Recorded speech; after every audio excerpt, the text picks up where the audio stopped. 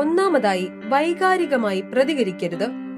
ചാണക്യ നീതി പ്രകാരം ഓഫീസിലെ സഹപ്രവർത്തകർ ദുഷ്ടന്മാരായിരിക്കുമ്പോൾ അവരുടെ പെരുമാറ്റത്തെ ഒരിക്കലും വ്യക്തിപരമായി കാണരുത്.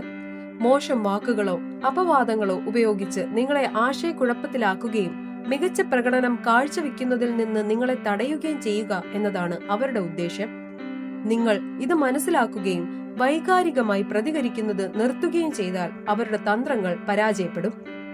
അടുത്തതായി ചാണക്യൻ പറയുന്നത് നിങ്ങളുടെ പദ്ധതികൾ രഹസ്യമായി സൂക്ഷിക്കാനാണ്. ഏതൊരു പുതിയ പദ്ധതിയും ആരംഭിക്കുന്നതിന് മുമ്പ് അതിന്റെ ഫലത്തെയും വിജയ സാധ്യതയെയും കുറിച്ച് ശ്രദ്ധാപൂർവം ചിന്തിക്കണം. പ്രധാനപ്പെട്ട കാര്യങ്ങൾ പൂർണ്ണമായും രഹസ്യമായി സൂക്ഷിക്കുക എന്നതാണ് ചാണക്യന്റെ പ്രധാന ഉപദേശം.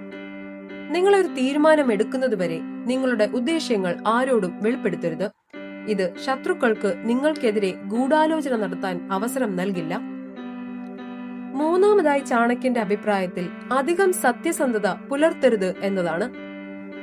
ചാണക്യൻ പറയുന്നത് പോലെ ഏറ്റവും നേരായ മരങ്ങൾ ആദ്യം മുറിക്കപ്പെടുന്നു. ഏറ്റവും സത്യസന്ധരായ ആളുകളാണ് ആദ്യം ചൂഷണം ചെയ്യപ്പെടുന്നത്. ഓഫീസിലെ എല്ലാവരുടെയും മുന്നിൽ നിങ്ങളുടെ എല്ലാ അഭിപ്രായങ്ങളും പരുഷമായി പ്രകടിപ്പിക്കുന്നത് നല്ലതല്ല. നിങ്ങളുടെ സത്യസന്ധത ബന്ധങ്ങളെ നശിപ്പിക്കുന്നു.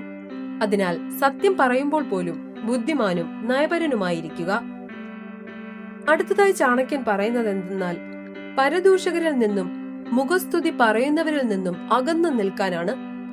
മുഖത്ത് നോക്കി മാന്യമായി സംസാരിക്കുകയും പിന്നിൽ ഗോസിപ്പുകൾ നടത്തുകയും ചെയ്യുന്നവരിൽ നിന്ന് അകന്നു നിൽക്കുക. അത്തരം വിഷമുള്ള സഹപ്രവർത്തകർ സമയം വരുമ്പോൾ നിങ്ങളെ ഒറ്റുകൊടുക്കാൻ മടിക്കില്ല. അതുപോലെ നിങ്ങളെ അമിതമായി പ്രശംസിക്കുന്നവരോ നിങ്ങളെ നിന്ദിക്കുന്നവരോ ആയ ആളുകളുടെ കൂട്ടുകെട്ടും നിങ്ങൾ ഒഴിവാക്കണം.